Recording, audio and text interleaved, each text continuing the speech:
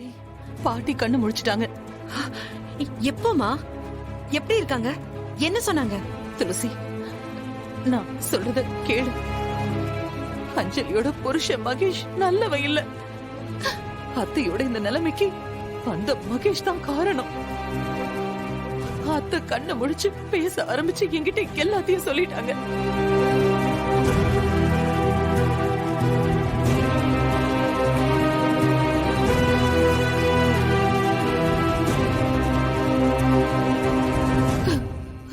துளசி, எனக்கு ரொம்ப பயமா இருக்கு துளசி.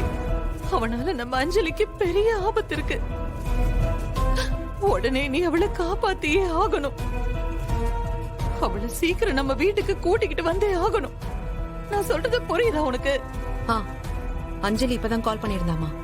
ஒரு ஒரு இடத்துக்கு அவ தனியா போயிருக்கா. என்ன சொன்ன?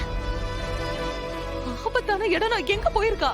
அதாவதுமா, மகேஷ் தான் வீட்டுல ரொம்ப நாளா ஒரு அம்மாவை கடத்தி வச்சிருந்தான்.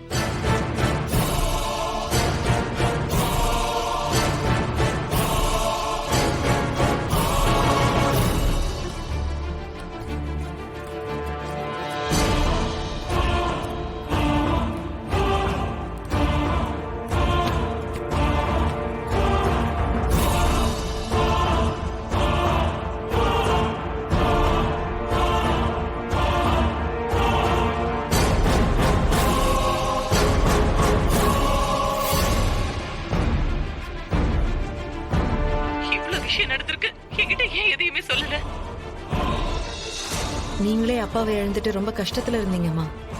உங்களை மேலும் கஷ்டப்படுத்த வேண்டான்னு தான் நாங்க எதுவும் சொல்லல. ஐயோ, இப்ப அவங்க எங்க இருக்காங்க துளசி? அம்மா, அவங்கள வேற ஏதோ ஒரு இடத்துல மறைச்சு வச்சிருக்கோம். அவங்கள கண்டுபிடிச்சா மகேஷ் பத்தின எல்லா உண்மையும் தெரிய வரும்னு அந்த அம்மாவை காப்பாத்துறதுக்கு அஞ்சலி போயிருக்கா. ஐயோ, என்ன துளசி சொல்ற? தனியா போயிருக்காளா?